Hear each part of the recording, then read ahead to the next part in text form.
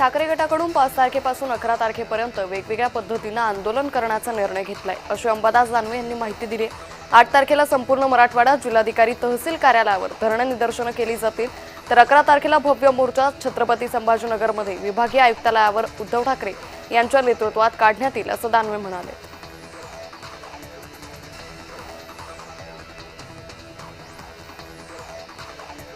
माळशेज घाटातील पर्यटन आणखी आकर्षण होणार आहे.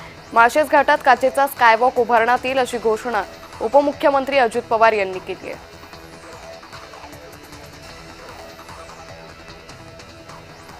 नालायकांच्या हातात नवी मुंबई पालिका देऊ नये, असं गणेश नाईकांनी म्हणत नाव न घेता खासदार श्रीकांत शिंदे यांच्यावर टीका केली आहे. यावर उदय सामंतांनी गणेश नाईक यांच्यावर उपरोधिक टीका केली आहे. उठसूट शिवसेनेवर टीका खपवून घेणार नाही.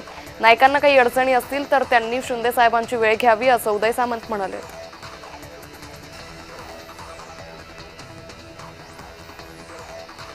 शासनाच्या योजना प्रत्येक घरात पोहोचल्या पाहिजे, यासाठी शिवसेनेकडून उपक्रम राबवला जातोय.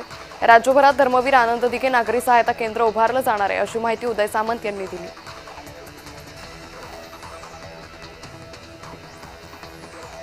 राज्यात मुसळधार पावसामुळे शेतकऱ्यांचं मोठं नुकसान झालंय. या पार्श्वभूमीवर गिरीश महाजनांनी मोठी घोषणा केली आहे. 2 दिवसात मुख्यमंत्री शेतकऱ्यांच्या मदतीसाठी मोठी घोषणा करणार आहेत. गिरीश महाजन यांनी ही माहिती दिली.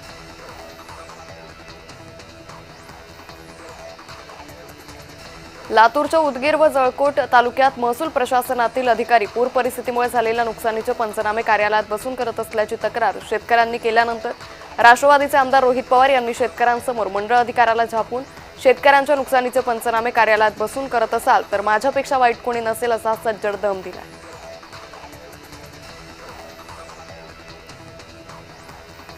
मुंबई गोवा महामार्गावरील वाहतूक कोंडीचा प्रश्न सुटणारे रखडलेल्या माणगाव इंदापूर बायपासच्या कामांना पुन्हा सुरुवात झाली आहे. मे अखेर बायपासचं काम पूर्ण होणार आहे, असा दावा खासदार सुनील तटकरे यांनी केला आहे.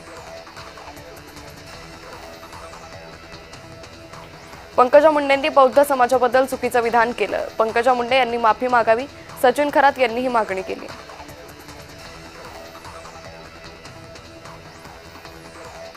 अतिवृष्टीमुळे मराठवाड्यातील मच्छीमारांचं नुकसान झालंय. मच्छीमारांना शेतकऱ्यांप्रमाणेच मदत करणार. कोणताही मच्छीमार मदतीपासून वंचित राहणार नाही, मत्स्य व्यवसाय मंत्री नितेश राणे यांनी माहिती दिली.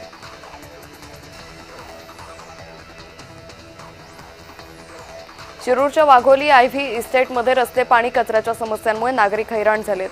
संतप्त नागरिकांनी मतदानावर बहिष्कार घालण्याचा इशारा दिलाय. संजय शिरसाट यांच्याकडून शहर आणि जिल्हा रुग्णालयांना 5 रुग्णवाहिका भेट देण्यात आल्यात. आरोग्य सेवा सक्षम करण्यासाठी सरकार कटिबद्ध असल्याची संजय शिरसाट यांनी माहिती दिली आहे.